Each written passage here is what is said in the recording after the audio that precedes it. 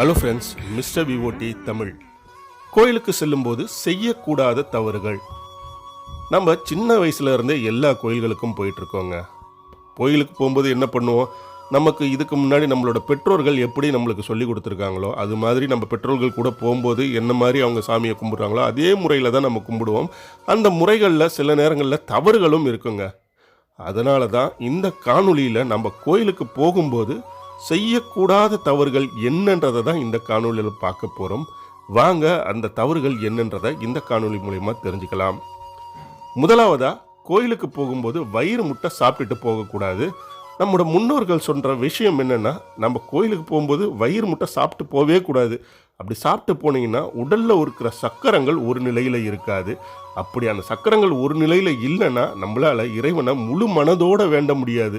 ஏன்னா நம்ம நார்மலாகவே சாப்பிட்ட உடனே தூக்கம் வந்துடும், ஒரு மந்த நிலையை ஏற்பட்டுரும். அந்த மந்த நிலையிலேயே இறைவனை வேண்டும் பொழுது நம்மளோட வேண்டுதல்கள் முழுமை அடையாதுங்க. இந்த காரணத்துக்காகத்தான் என்ன சொல்லியிருக்காங்கன்னா, விரதம் இருந்து இறைவனை வழிபட வேண்டும் அப்படின்ட்டு நம்மளோட பெரியவர்கள் சொல்லியிருக்காங்க. அப்போது தான் பார்த்தீங்கன்னா நம்மளோட உடம்புல இருக்கக்கூடிய அனைத்து சக்கரங்களும் முழுமையாக செயல்படும்.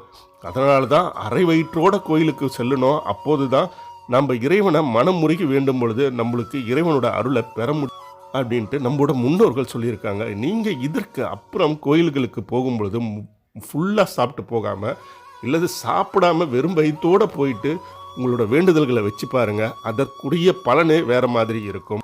இரண்டாவதாக, நம்ம கோயிலுக்கு போகும்பொழுது ஒரு சிறு தானம், அதாவது ஒரு சிறு அன்னதானமாவது செஞ்சுட்டு போகணும். இது எதுக்காக செய்கிறோன்னா, நம்மளோட கர்ம வினைகளை குறைச்சி தெய்வத்தோட அருளை இன்னும் அதிகமாக பெறத்துக்கு இது நம்மளுக்கு வழிவகை செய்யும். ஏன்னா நம்ம எல்லோருக்குமே பார்த்தீங்கன்னா கர்மான்னு சொல்லக்கூடிய கர்ம வினைகள் நிறைய இருக்குது. அது என்ன பண்ணணும்னு பார்த்தீங்கன்னா, இறைவனோட அருளை எப்போவுமே நம்மக்கிட்ட இருந்து வர விடாமல் தடுத்துக்கிட்டே இருக்கும். இதை தடுக்கணும்னா என்ன பண்ணணும்னா, நம்ம கோயிலுக்கு போகும்போது ஒரு சின்ன தானம், அதாவது கோயில் வாசலில் உட்காந்துட்டு இருக்கிறவங்களுக்கு நம்மளால் முடிஞ்ச சாப்பாடு ஏதாவது வாங்கி கொடுக்கலாம், இல்லைன்னா ஒரு பிஸ்கெட் பாக்கெட்டாவது வாங்கி கொடுத்துட்டு போகலாம். இது மாதிரி அன்னதானம் பண்ணிவிட்டு நீங்கள் கோயிலுக்குள்ளே போயிட்டு சாமியை கும்பிடும் பொழுது உங்களோட கர்மாக்களை தவிர்த்துட்டு இறைவனோட அருள் உங்களுக்கு நேரடியாக வரும். நீங்கள் வெறுமனே போய் சாமி கும்பிட்டீங்கன்னா அதற்கான பலன் கொஞ்சம் கம்மியாக இருக்கும். அதுவே நீங்கள் இது மாதிரி சின்ன சின்ன அன்னதானங்களை பண்ணிவிட்டு கோயில்கிட்ட போயிட்டு இறைவன் முன்னாடி நின்று மனம் உருகி வேண்டும் பொழுது உங்களோட கர்மா வினைகளெல்லாம் தாண்டி இறைவனோட அருள் உங்ககிட்ட நேரடியாக இனிமேல் நீங்கள் கோயிலுக்கு போனீங்கன்னா கண்டிப்பாக இந்த முறையை பின்பற்றுங்க. மூன்றாவதாக, கோபுர தரிசனம். எப்போதும் கோயிலுக்குள்ளே நுழையும் பொழுது கோபுர தரிசனம் செஞ்சுட்டு தான் உள்ளே போகணுங்க. கோபுரத்தில் இருக்கக்கூடிய பூதங்களாகட்டும் துவாரக பாலகர்களாகட்டும் நம்ம வணங்கிட்டு தான் கோயிலுக்குள்ளே போய் வணங்கணும். இதுதான் ஒரு சரியான முறையும் கூட. எந்த ஒரு கோயிலாக இருந்தாலும் பார்த்தீங்கன்னா கோபுரங்களில் நிறைய பூதகணங்களும் நிறைய சிலைகளும் இருக்கும். அந்த சிலைகள்லாம் சாதாரணமான சிலைகள் இல்லைங்க. அவங்க தான் கோயிலை காத்து நிற்கிறவங்க. அந்த கோபுரத்தை தாங்கி நின்று உள்ளே இருக்கக்கூடிய கடவுளுக்கு பாதுகாப்பாக இருக்கக்கூடியவர்கள். அந்த பாதுகாப்பு அரணாக இருக்கக்கூடிய பூதங்களையும் சிவகணங்களையும் துவார பாலகர்களையும் நம்ம வணங்கிட்டு தான் உள்ளே இருக்கக்கூடிய கடவுள்கிட்ட போயிட்டு நம்முடைய வேண்டுதல்களை வைக்கணுங்க. இப்படி வைக்கும் பொழுது தான் நம்ம என்ன விஷயத்தை வேண்டுனாலும் உள்ளே இருக்கக்கூடிய கடவுள் அந்த விஷயங்கள் அனைத்தையும் நிறைவேற்றுவார் அப்படின்றது ஒரு முறையாக இருந்துட்டு வருது. ஸோ இந்த முறையில் தான் நீங்கள் இனிமேல் கோயிலுக்கு போனீங்கன்னா வெளியில் இருக்கக்கூடிய சிவகணங்களாக இருக்கட்டும் பூதங்களாக இருக்கட்டும் துவாரக பாலகர்களாக இருக்கட்டும் எல்லோரையும் வணங்கி அதுக்கு அப்புறமா உள்ளே இருக்கக்கூடிய கருவறையில் இருக்கக்கூடிய தெய்வத்தை போய் வணங்குங்க. நீங்கள் வேண்டுற வேண்டுதல்கள் அனைத்தும் நிறைவேறுங்க. நான்காவதா, கோயிலுக்கு போகும் பொழுது முடிந்த அளவு கருப்பு நிற உடைகளை தவிர்த்துடுங்க. எதற்காகனா, கருப்பு நிறம் தீய எண்ணங்களை வெளிப்படுத்தக்கூடியது, அதாவது எதிர்மறை ஆற்றலை வெளிப்படுத்தக்கூடியது. இதனால தான் கருப்பு உடையை தவிர்த்துட்டு அதற்கு பதிலாக வெள்ளை அல்லது சிவப்பு நிற உடைகளை பயன்படுத்துங்க. இவை இறையாற்றலை அதிகப்படுத்தக்கூடியது, நம் மனதில் இறை எண்ணத்தை மேலும் மேம்படுத்தக்கூடியது. அது மட்டும் இல்லாமல் நம்ம மனதுக்கு ஒரு விதமான அமைதியை தரக்கூடிய நிறம்னா அது வெள்ளை மற்றும் சிவப்பு. இந்த நிறங்களை பயன்படுத்தி இறையருளை முழுமையாக பெற்றிடுங்க. ஐந்தாவதாக, நீங்கள் கோயில்களில் கொடுக்கக்கூடிய திருநீரை எப்போதும் பார்த்தீங்கன்னா எப்படி வைப்போம், நம்ம கண்ணில் பட்டக்கூடாதுன்னு சொல்கிறதுக்காக கீழே குனிஞ்சி பூமியை பார்த்து நெத்தியில் திருநீர் இடுவோம். திருநீர் இட்ட உடனே ஊதி விட்டால் அந்த திருநீர் கீழே விழுந்துடும், நம்ம கண்ணில் படாது.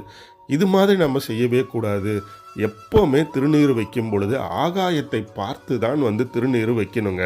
இது மாதிரி நீங்கள் திருநீர் வச்சுருந்தீங்கன்னா இனிமேற்கொண்டு பூமியை பார்த்து திருநீர் வைக்காமல் அண்ணாந்து மேலே ஆகாயத்தை பார்த்து திருநீரை வைங்க. அப்பவும் கண்ணில் படுறதுக்கு வாய்ப்புகள் கம்மி தாங்க. ஆறாவதாக, நாம் கோயில்களுக்கு சென்ற உடனே கருவறையில் இருக்கும் கடவுளை வணங்கக்கூடாது. முதல்ல கோயிலை ஒரு முறை சுற்றி வந்து அதன் பிறகு கடவுளை வணங்க வேண்டும். இது எதற்கு சொல்லியிருக்காங்கன்னா, உடம்புல சுழுமுனை சுவாசம் நடக்கும்போது தான் தெய்வத்தோட அருளை முழுமையாக பெற முடியும் என்பதற்காகத்தான். சுழுமுனை என்றது நம்முடைய இரு நாசிகள் வழியாகவும் சுவாசம் நடைபெறுவது தாங்க சுழுமுனை. இது எப்போ ஏற்படும்னு பார்த்தீங்கன்னா, நம்ம கோயில் பிரகாரத்தை சுற்றி வரும் பொழுது நம்ம அறியாமலேயே வேகமாக மூச்சு வாங்க ஆரம்பிக்கும். அப்போ தான் இந்த இரு நாசிகள் வழியாகவும் சுவாசத்தை மேற்கொள்ளும். தானாகவே அந்த சுழுமுனை ஏற்பட ஆரம்பிச்சிடுங்க. அந்த நேரத்தில் இறைவனை வேண்டும் பொழுது இறைவனோட அருளை முழுமையாக பெற முடியும். இதனால தான் நம்மளோட முன்னோர்கள் கோயில் பிரகாரத்தை சுற்றி வந்த பிறகு தான் கருவறையில் இருக்கக்கூடிய இறைவனை வணங்கணும் அப்படின்னு சொல்லியிருக்காங்க. ஆனால் நாம் என்ன பண்ணுறோம், அப்படியே அதை தலைகீழாக மாற்றிட்டு முதல்ல கருவறையில் இருக்கக்கூடிய தெய்வத்தை வணங்கிட்டு அதன் பிறகு தான் கோயில் பிரகாரத்தையே சுற்றி வரோம். இனி நீங்கள் கோயிலுக்கு போகும் பொழுது முதல்ல பிரகாரத்தை ஒரு முறை சுற்றி வந்துட்டு அதுக்கப்புறம் கருவறையில் இருக்கக்கூடிய கடவுளை போய் வேண்டுனீங்கன்னா உங்களோட வேண்டுதல்கள் முழுமையாக நிறைவேறும். அடுத்த முறை நீங்கள் கோயிலுக்கு போகும்போது செயல்படுத்தி பாருங்கள். உங்களுக்கு அதற்குரிய பலன் தெளிவாக தெரியுங்க. ஏழாவதாக, நாம் எப்பொழுதும் கருவறையில் இருக்கும் தெய்வத்தினை நேருக்கு நேராக நின்று வணங்கவே கூடாதுங்க. ஒன்று வலதுபுறமாகவோ அல்லது இடதுபுறமாகவோ நின்று தான் வணங்கணும். ஏதாவது ஒரு ஓரமாக நின்று தான் கடவுளை வணங்கணும். அதை தவிர்த்துட்டு நம்ம கடவுளை நேருக்கு நேராக வணங்கவே கூடாது. அப்படி செஞ்சால் என்ன ஆகும் அப்படின்னு கேட்குறீங்களா? அப்படி செஞ்சிங்கன்னா உங்கள் குடும்பத்தில் மிகப்பெரிய கஷ்டங்கள் ஏற்பட ஆரம்பிக்கும். அது மட்டும் இல்லாமல் நம்முடைய குலதெய்வமே கூட நம்மக்கிட்ட இருந்து விலகி போயிடும் அப்படின்ட்டு நம்மளுடைய பெரியவர்கள் சொல்லியிருக்காங்க. அதற்காக இந்த ஒரு தவறை செய்யவே செய்யாதீங்க. கோயிலில் சாமி தரிசனம் செய்யும் பொழுது நேருக்கு நேராக, அதாவது சாமி சிலையை நேருக்கு நேராக நின்று தான் நான் வணங்குவேன் அப்படின்னு சில நபர்கள் முன்னாடியே போய் நின்றுப்பாங்க. அது மாதிரி பண்ணக்கூடாது. வலதுபுறமாகவோ அல்லது இடதுபுறமாகவோ ஏதாவது ஒரு ஓரத்தில் நின்று தான் கடவுளை தரிசிக்கணும். இனிமேல் நீங்கள் அடுத்த முறை கோயிலுக்கு போகும் பொழுது எல்லாரையும் முண்டி அடிச்சுட்டு நான் முன்னாடி நின்று கடவுளுக்கு எதிராக நின்று தான் கடவுளை பார்ப்பேன் அப்படின்ற ஒரு எண்ணத்தை விட்டுட்டு ஓரமாக நின்று சாமியை கும்பிட பழகுங்க. எட்டாவதாக, கோயிலுக்கு உள்ளே எப்போதுமே நம்மளோட வேண்டுதல்களை மட்டும்தான் பேசணும். அதை விடுத்து பிற தாழ்வான தரம் தாழ்ந்த வார்த்தைகளையோ அல்லது வேறு ஒரு என்ன சொல்லக்கூடியது மற்றவங்களை பழிக்கக்கூடிய விஷயங்களையோ பேசக்கூடாது. ஏன்னா இங்கே கோயிலுக்குள்ளே பேசக்கூடிய அனைத்து விஷயங்களையும் அங்கு இருக்கக்கூடிய கடவுள்கள் கவனிச்சுக்கிட்டே இருக்காங்க. அதை உங்களுக்கு நிறைவேற்றவும் செய்வாங்க. அதனால் நீங்கள் கோயிலுக்குள்ளே பேசக்கூடிய விஷயங்கள் எல்லாமே பார்த்தீங்கன்னா ரொம்பவும் நல்ல விஷயங்களாகவும் ஒரு பாசிட்டிவான விஷயங்களாக மட்டும்தான் பேசணும். எப்போவும் நெகட்டிவான விஷயங்களை பேசுனீங்கன்னா எல்லாத்தையும் நிறைவேற்றக்கூடிய கடவுள்கள் நீங்கள் பேசக்கூடிய அந்த நெகட்டிவ் விஷயங்களையும் நிறைவேற்றிடுவாங்க. இதனால தான் என்ன சொல்லுவாங்கன்னா, கோயிலுக்குள்ளே உட்காந்து தேவையில்லாத விஷயங்களை பேசாதீங்க, கோயிலுக்குள்ளே சத்தம் போட்டும் பிற விஷயங்களை பேசாதீங்க அப்படின்ற மாதிரி சொல்லியிருப்பாங்க. இதற்காகத்தான் கோயில் உள்ள அமர்ந்து நம்ம வேண்டும் பொழுது ஒரே ஒரு விஷயம், நல்ல விஷயங்களை மட்டுமே நினச்சிட்டு நல்ல விஷயங்களை மட்டுமே பேசி நல்லது மட்டுமே நினச்சிட்டு கோயிலுக்கு போங்க. ஒன்பதாவதாக, நீங்கள் கோயில்களுக்கு சென்று திரும்பும் பொழுது நேராக எங்கேயும் போகக்கூடாது. உங்களோட இல்லத்தில் இறைவன் முன்னாடி நின்று அங்கே ஒரு தீபத்தை ஏற்றி வழிபடணும். வேறு எங்குமே போகக்கூடாது. அப்படி நீங்கள் வேறு எங்கேயாவது போனீங்கன்னா என்ன நடக்கும் அப்படின்னு யோசிக்கிறீங்களா? நீங்கள் இறைவன்கிட்ட வேண்டி பெற்ற அனைத்து அருள்களுமே உங்களை விட்டு போயிடும். அது மட்டும் இல்லாமல் உங்கள் இல்லத்தில் இருக்கக்கூடிய செல்வ செழிப்புகளும் வெளியில் போயிடும் அப்படின்ற மாதிரி தான் நம்மளோட பெரியவர்கள் சொல்லியிருக்காங்க.